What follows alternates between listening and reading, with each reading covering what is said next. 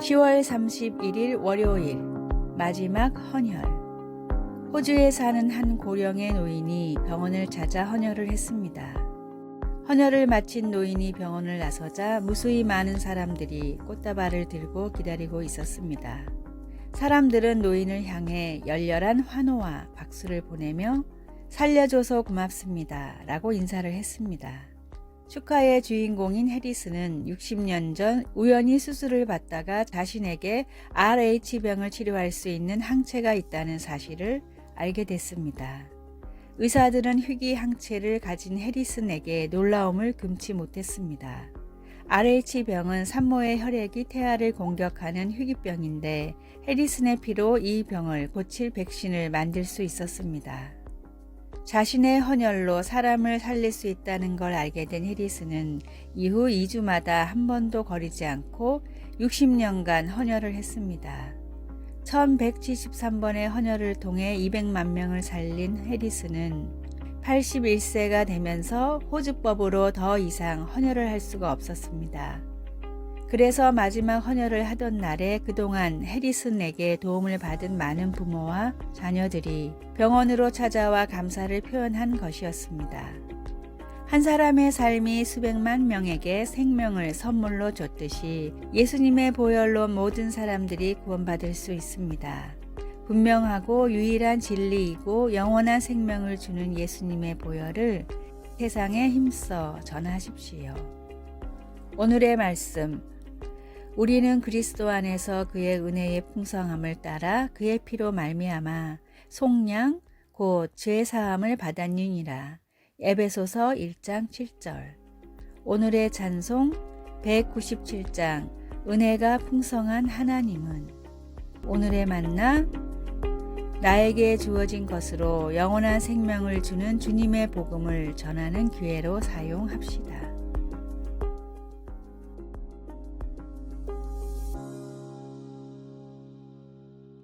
11월 1일 화요일.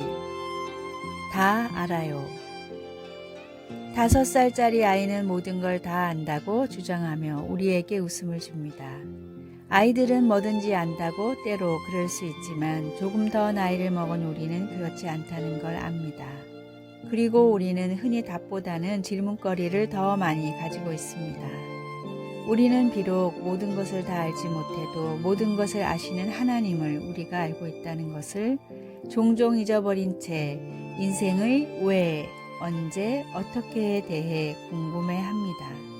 시편 139편 1절과 3절은 모든 것을 아시는 우리 하나님께서 우리를 얼마나 종합적으로 친밀하게 이해하고 계신지에 대해서 말합니다.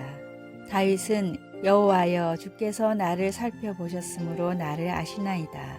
나의 모든 길과 내가 눕는 것을 살펴보셨으므로 나의 모든 행위를 익히 아시오니 라고 말합니다. 우리를 완벽하게 사랑하시고 오늘 우리가 맞닥뜨릴 문제를 모두 알고 계시며 인생의 모든 상황에서 우리를 돕는 최선의 방법을 아시는 하나님을 우리가 알고 있다는 사실이 얼마나 유한이 되는지 모릅니다. 우리의 지식에는 언제나 한계가 있지만 하나님을 아는 지식이 가장 중요합니다. 우리에게는 하나님을 아는 지식이 가장 중요합니다. 하나님은 가장 신뢰할 수 있는 분이기 때문입니다. 말씀. 나의 모든 길과 내가 눕는 것을 살펴보셨으므로 나의 모든 행위를 익히 아시오니. 시편 139편 3절. 찬송 407장 구주와 함께 나 죽었으니. 기도.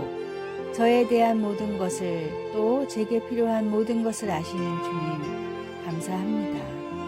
아멘.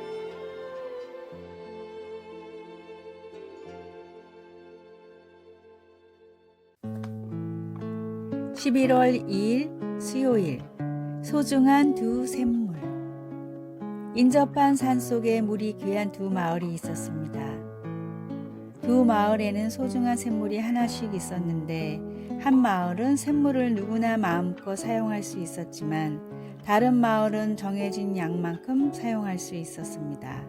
마음껏 물이 있는 마을 사람들은 물이 사람을 위해 있는 것이기 때문에 있을 때 잘 써야 한다고 생각했지만 정해진 양만 쓰는 마을 사람들은 언제 떨어질지 모르는 소중한 물이기 때문에 조금이라도 오래 쓰려면 아껴야 한다고 생각했습니다.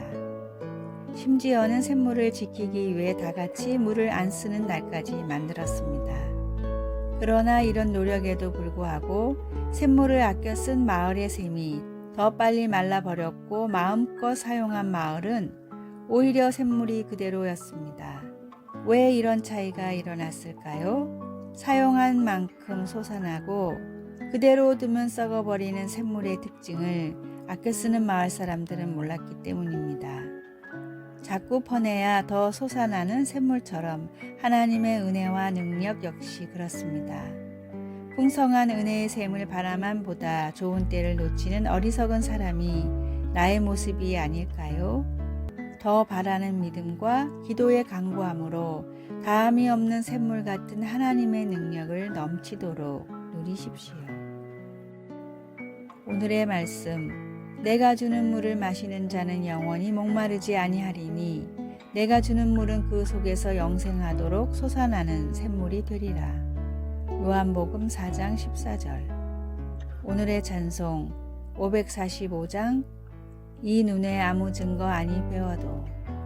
오늘의 만나, 하나님의 능력을 제한하지 말고 놀랍게 누리게 하소서.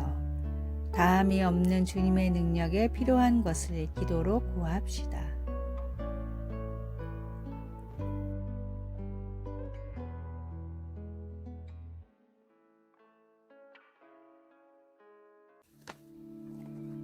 (11월 3일) 목요일, 멍게의 운명이 아닌 성장으로. 멍게는 특이한 생명체입니다. 바위와 조개 껍질에 붙어있는 멍게는 마치 부드러운 플라스틱 장난감처럼 보이기도 합니다. 멍게는 활발했던 어릴 때와는 달리 흐르는 물에서 영양분을 섭취하면서 수동적인 생활을 합니다. 멍게는 먹이를 찾고 자신을 보호하는 기능을 하는 원시적인 척수와 두뇌를 갖춘 올챙이 같은 모습으로 삶을 시작합니다. 어렸을 때는 바다를 탐색하며 시간을 보내지만 성체에 이르면 변화가 일어나 바위에 달라붙어서 탐색과 성장을 멈추어 버립니다. 그리고 자신의 뇌를 먹어치우는 섬뜩한 반전을 보여줍니다. 척추도 없이 생각도 없이 수동적으로 물결에 따라 사는 멍게.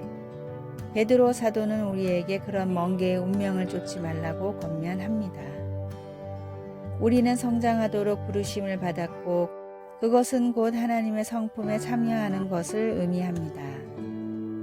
성장은 곧 정신적으로는 그리스도를 아는 지식을, 영적으로는 덕과 인내 그리고 절제의 모습을, 실제 삶에서는 서로 사랑하고 대접하며 각각 은사를 받은 대로 봉사하는 것을 더해 가는 것입니다. 베드로는 이 같은 성장을 통해 우리가 게으르지 않고 열매 없는 삶을 살지 않을 거라고 말합니다. 이 성장회로의 부르심은 10대뿐 아니라 70세의 사람에게도 똑같이 아주 중요합니다. 하나님의 성품은 바다처럼 광대한데 우리는 고작 몇 미터 밖에 나아가지 못했습니다. 하나님의 끝없는 성품을 탐구하며 새로운 영적 모험을 떠나 보십시오. 배우고 섬기며 위험을 감수해 내십시오. 성장하십시오. 말씀, 이런 것이 너희에게 있어 흡족한즉 너희로 게으르지 않고 열매 없는 자가 되지 않게 하려니와.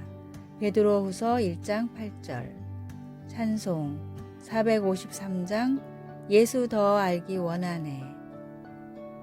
기도, 하나님 아버지, 매일 주님을 더 닮아가려는 열정을 저에게 주소서. 예수님의 이름으로 기도드립니다. 아멘.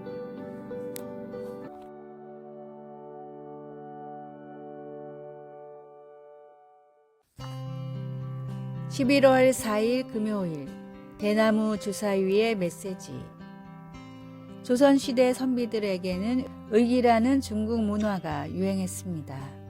물컵처럼 생겼지만 정작 물을 부으면 쏟아져 버려 마실 수 없는 쓸모없는 컵인데 이 컵 주변에 청빈, 안분과 같은 분자의 교훈을 적어 부와 명예 같은 것들은 컵으로 빠져나가는 물과 같이 쓸모없는 것이며 정말 중요한 것을 잊지 말라는 일종의 교육용 도구였습니다.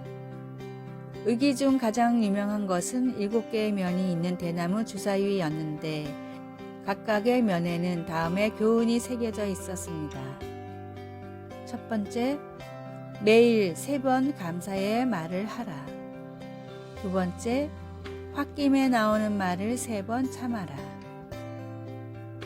세 번째, 남을 3번 칭찬하라. 네 번째, 내 잘못을 3번 인정하라. 다섯 번째, 실수해도 3번만 꾸짖지 마라. 여섯 번째, 남이 잘못해도 3번만 탓하지 마라.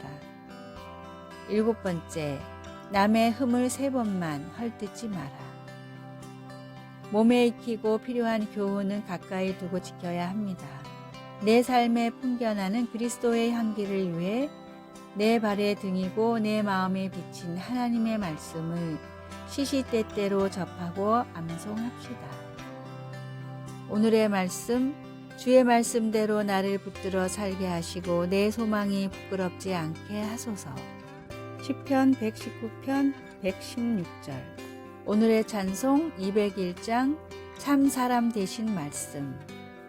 오늘의 만나, 주님의 말씀을 내 삶에 더 가까이 두게 하소서. 가장 자주 쓰는 스마트폰을 볼 때마다 말씀을 한 구절씩 묵상합시다.